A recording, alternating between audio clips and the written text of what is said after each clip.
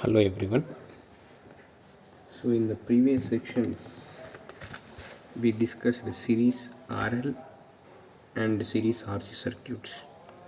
So in both the circuits there is only one energy storing element present. So inductor in series RL circuit and capacitor in series RC circuit. So by applying KVL to such circuits we obtained first order differential equations during the analysis, and we used based on the homogeneous or non-homogeneous differential equations, and we got the solutions. So now in this class we are going to discuss what is the transient response of series RLC circuit when you take the two energy storing elements at a time in the circuit. Okay, let us take down one circuit having inductor, capacitor and resistor, and these all are connected to the one DC source V in series we are assuming, and one switch S is connected here.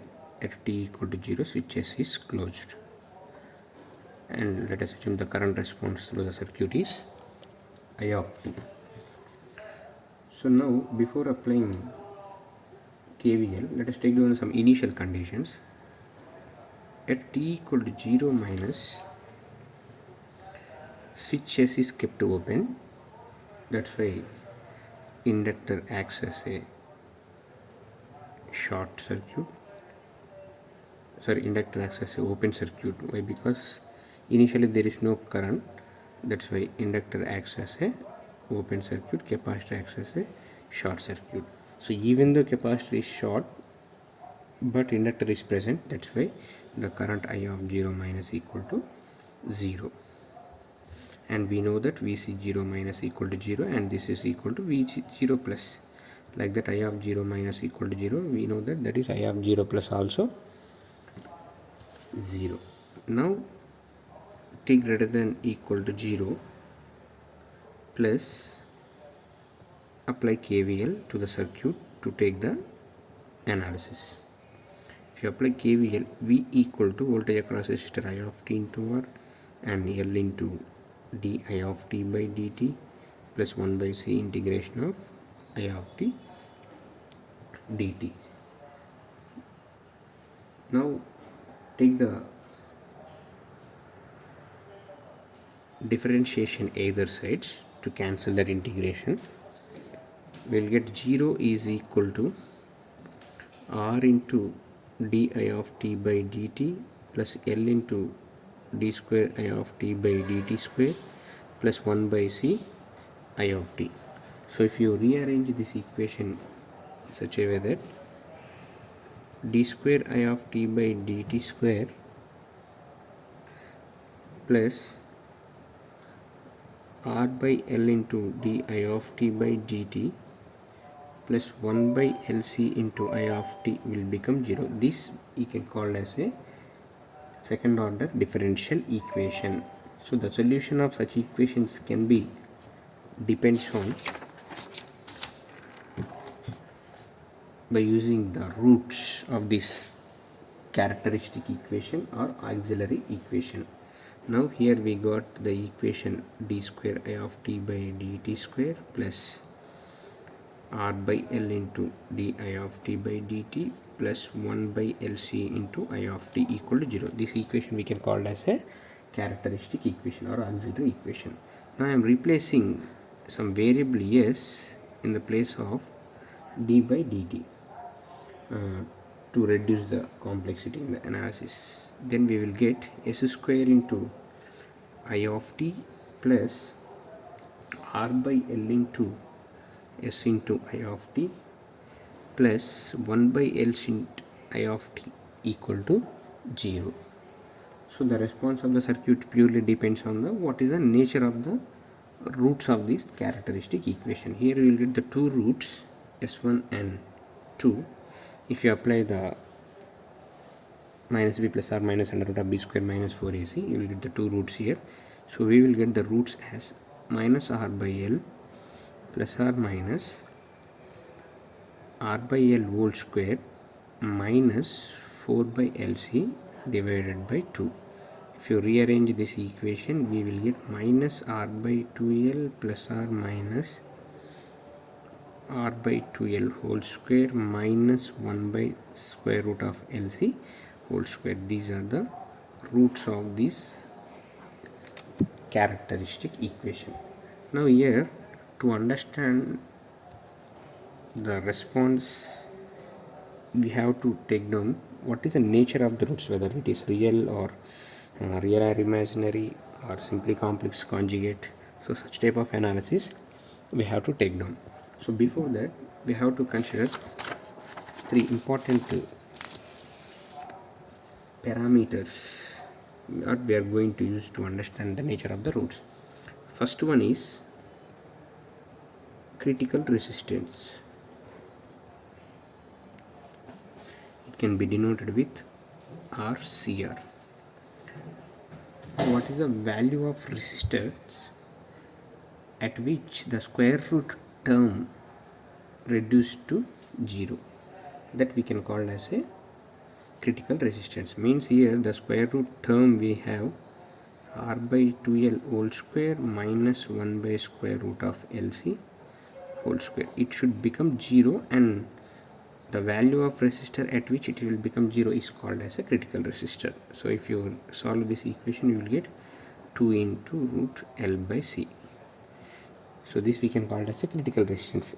So whenever the resistance value is equal to 2 by root LC, the square root will become 0. Then the roots will become simply real. Next parameter is damping ratio, and it can be denoted with zeta. So what is the need of the damping ratio means? So this simply indicates the opposition of the circuit to cause or generate the oscillations in its response. So whenever we have certain energy storage elements, both inductors and capacitors, certainly there is a chance to produce oscillations. So this damping factor indicates the opposition of the circuit to cause oscillations in the response. So more the value of the ratio, less are the chances of oscillations in the response. So which is defined as ratio of actual resistance to critical resistance. So zeta is equal to actual resistance is given as R and critical resistance is RCR. So if you substitute the critical resistance in the equation, you will get R by 2 into root C by L. And third one is natural response. So natural frequency. It can be denoted with omega n.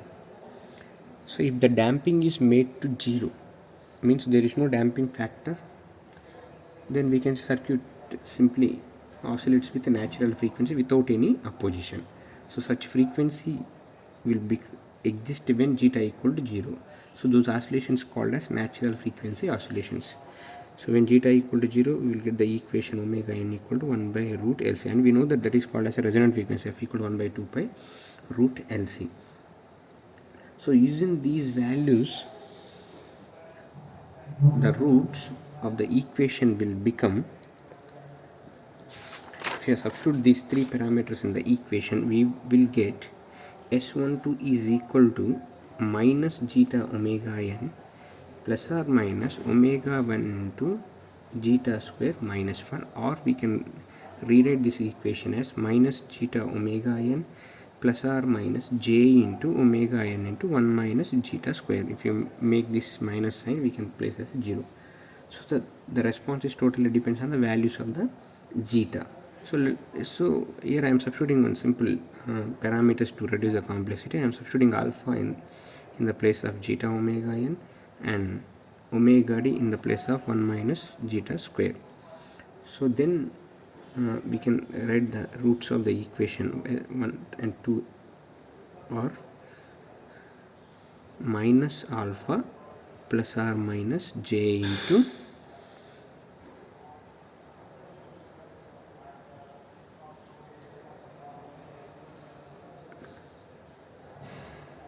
where we written zeta as, I mean alpha equal to zeta omega n.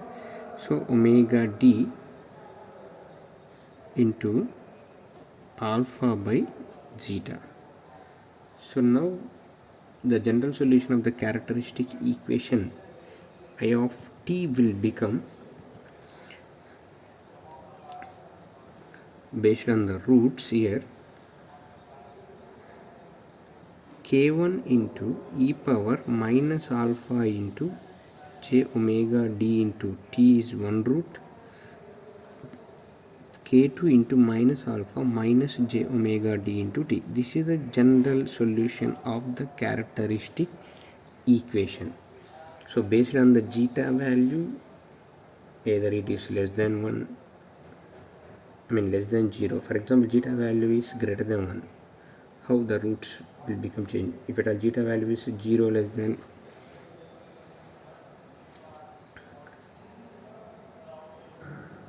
the 0, in that case how it circuit behaves?